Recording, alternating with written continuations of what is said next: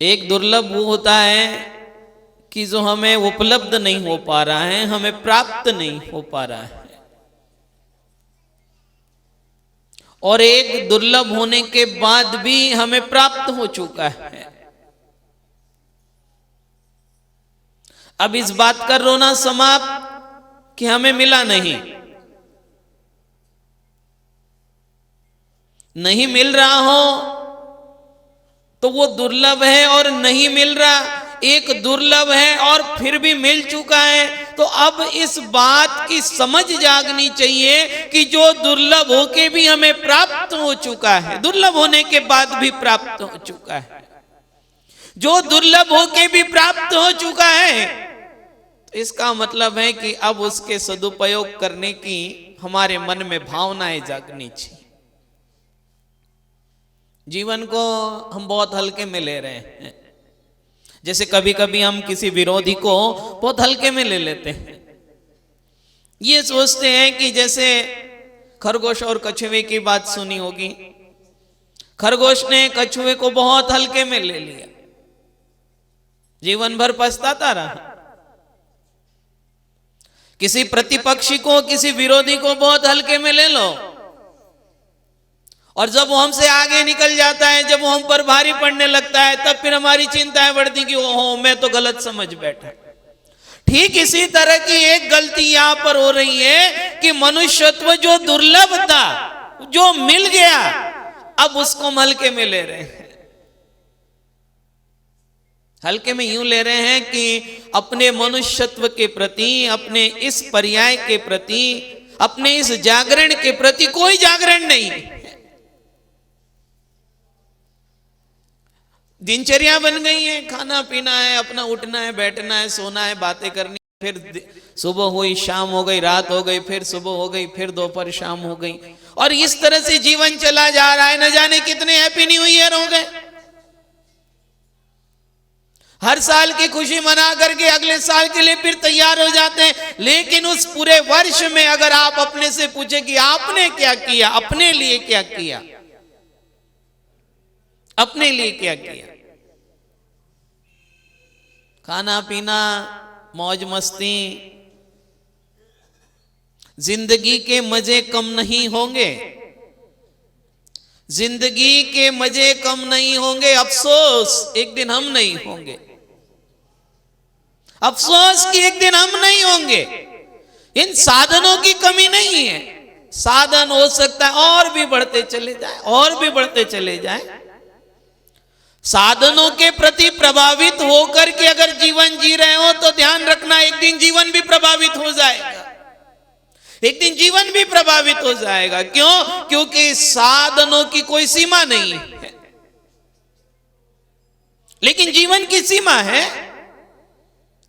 आयु की सीमा है। वो उतने समय तक ही जिया जाएगा, वो उससे ज्यादा नहीं जिया जाएगा। साधन तो एक टूटने के बाद में दूसरा साधन उपलब्ध हो जाएगा, लेकिन अगर ये पर्याय टूट गई, ये पर्याय समाप्त हो गई, ये मौका अगर तुमने हाथ से खो दिया, तो फिर दोबारा ये पर्याय तुम्हें कब प्राप्त हो इसकी कोई गारंटी नहीं। साधन की गारंटी ले भी लेगा, दुकानों पर जाते हो आप और दुकान वाले से कहते हो कि इसकी क्या गारंटी और क्या वारंटी, वो दे देगा दुकान पर आपको गारंटी वारंटी, लेकिन आपकी पर्याय की कोई गारंटी नहीं है कि वो दोबारा आपको मिलेगी या नहीं मिलेगी। और अगर उसकी गारंटी कोई है तो उसकी गारंटी तुम खुद हो, तुम खुद हो, कोई दूसरा नहीं दे सकता है उसकी गारंटी। अगर तुम्हें दोबारा ये पर्याय चाहिए तो फिर तुम्हें वही काम करने होंगे जिन कामों से तुमने आज ये पर्याय प्राप्त की है।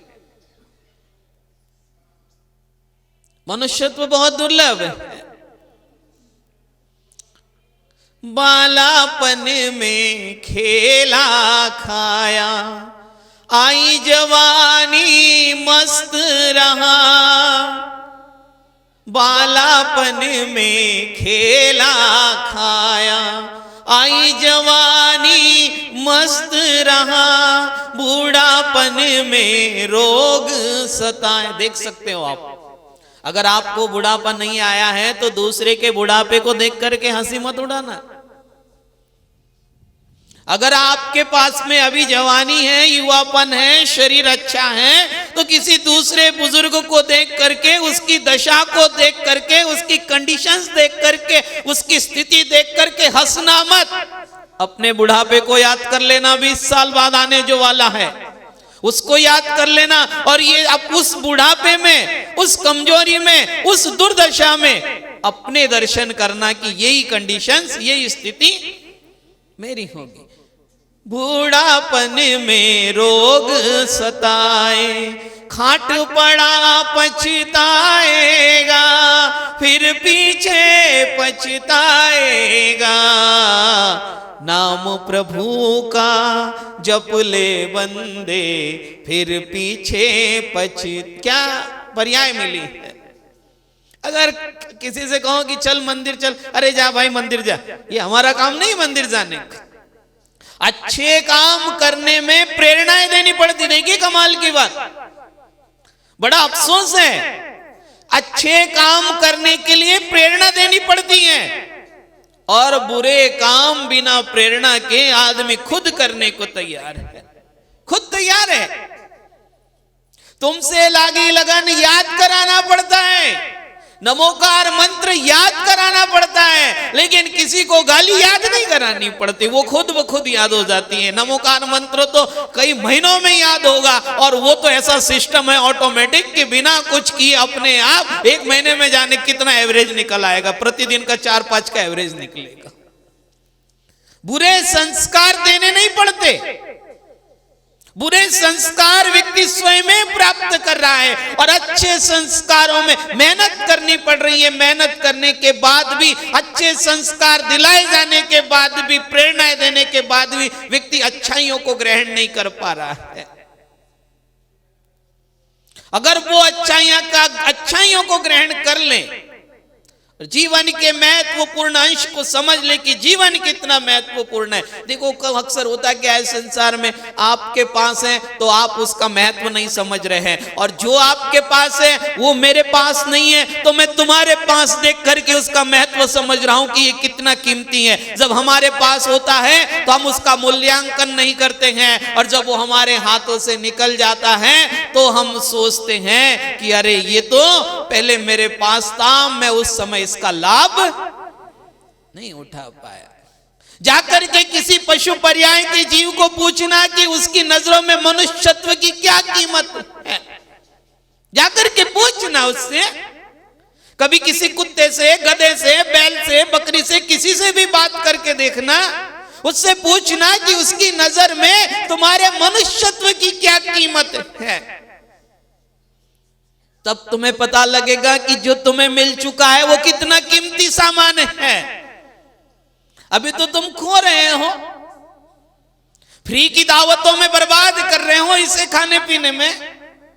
तुम्हारा लक्ष्य ही खाना पीना मौज उड़ाना रह गया है, तुम्हारा और कोई लक्ष्य नहीं रह गया है। और जब तक तुम्हारे लक्ष्य नहीं बदलेंगे, जब तक तुम्हारे उद्देश्य नहीं बदलेंगे, जब तक तुम्हारी ये समझ में नहीं आएगा कि तुम आए क्यों हो।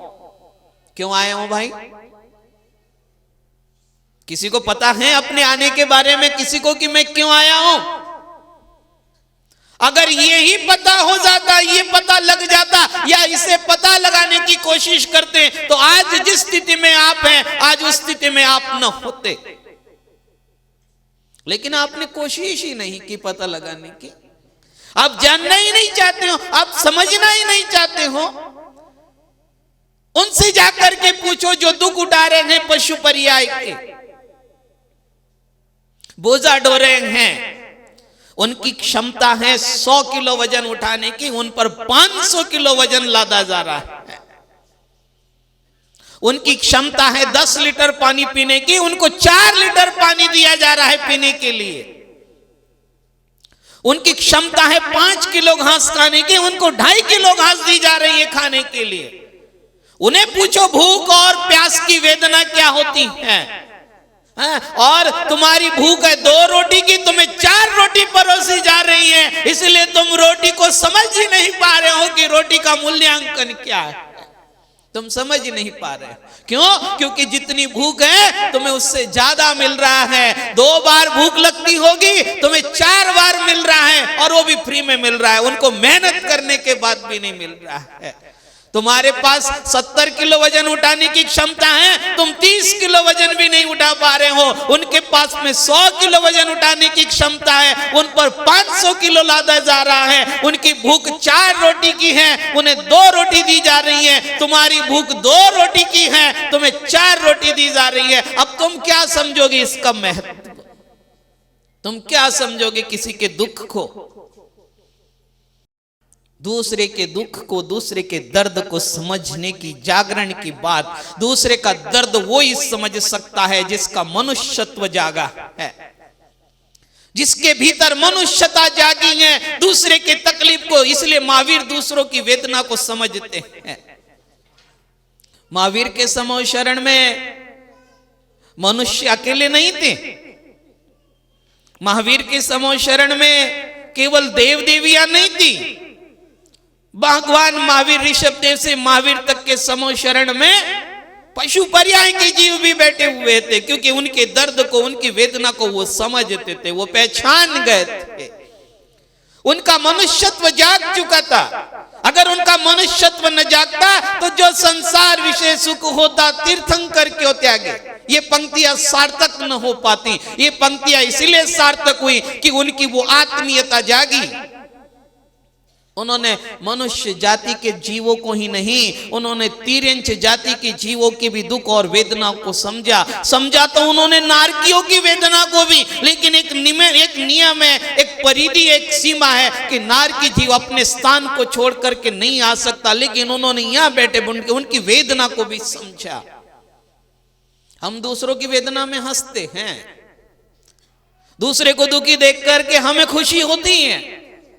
धार्मिक लोग हैं ये, मंदिरों में घंटों घंटों बैठे रहते हैं, दूसरों के दुख का मजाक उड़ाते हैं। दूसरों की वेदनाओं में खुशी जिनके चेहरों पर झलकती हैं। कितने पूजा पाठ कर लो, कितने चावल चढ़ा लो, कितने घंटे बजा लो, अगर दूसरों के दुख में तुम्हारे चेहरे पर प्रसन्नता है और दूसरे का सुख तुम्हारे लिए अगर वेदना का कारण है, तो तुम अपने को कभी धार्मिक कहने की कोशिश मत करना, भूल भी मत करना।